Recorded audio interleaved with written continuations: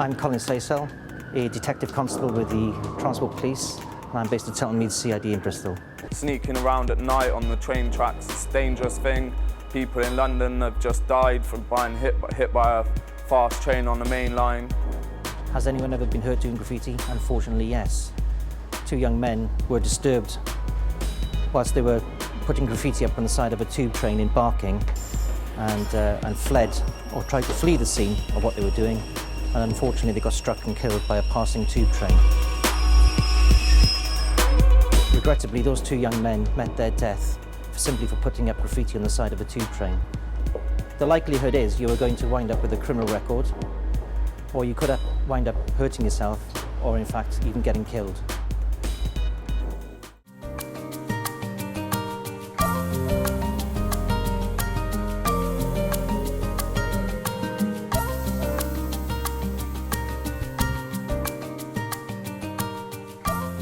My name is Catherine Xiang, and my Chinese name is Xianghua. And I'm from China, Shanghai. With my parents, it's Shanghainese, because I'm from Shanghai, so we have local dialect. But with friends, in general, we speak Mandarin. And now I'm living here, so I speak English. For Chinese people, the most prominent religion is Buddhism, but not necessarily everybody practices it.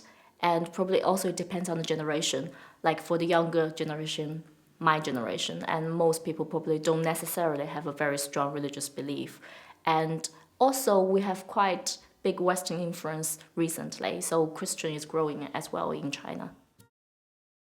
It's a new dawn, it's a new day. This is the story of one man and the way he tackles two incredible challenges. Today, LaFrance Gordon is attempting to reach the top of the highest mountain in South Wales. I was in a coma for about 40 days. I was told that people that had the stroke that I had, 2 to 3 days is the most they expected to live. Sometimes people might look at themselves and think that, I failed in life, but you haven't once you're alive and doing good things in life. Bristol is one of 4 cities that's been asked by the government to take a lead in helping us commemorate the bicentenary of the abolition of the Slave Trade Act.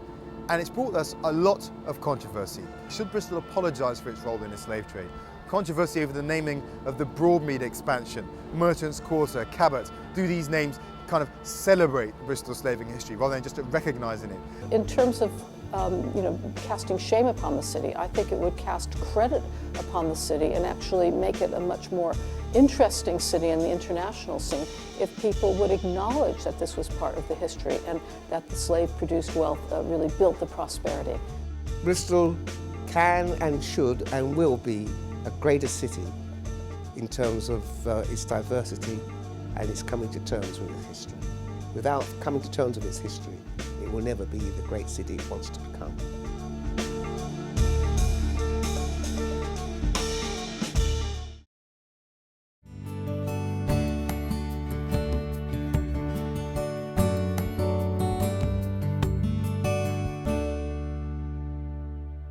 I think it's a very good idea to have a DVD made about the lives of people with learning disabilities as they grow older, because nowadays people with learning disabilities are living to a much older age, and for carers, whether they're family carers or paid carers or for professional staff, it's helpful for them to know how best to support and care for people as they get older.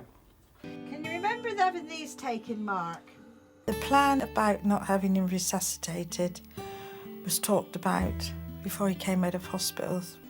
It was like signing Mark's death sentence, really, but I knew in a way that had to be done.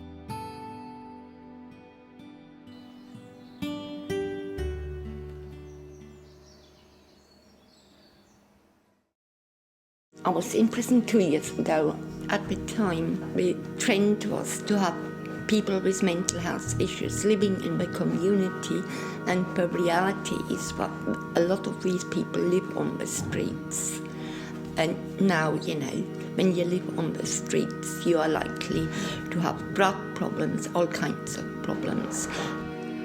I haven't got a willpower, and I just, sometimes I feel worthless, and I do tend to act a big girl and that, because I hang around with all as you call it, like top dogs. It's all a front. Do you know what I'm saying? Deep down, I'm at breaking point, like.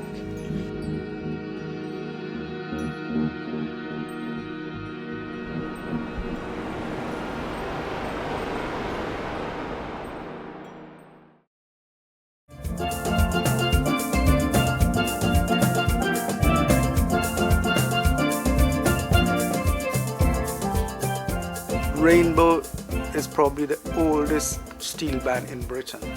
They were formed as soon as those guys got here in the 50s. And not many people would know that there's a steel band in Bath. The first time I heard tenor pans in Bath, it's like, whew, you know, the hair on the back of your neck would raise. And when you hear tenors ring in any part of the world, and you're thinking, this is Bath, man, what is that? Any organization that could last for 50 years, I mean, it's something to shout about.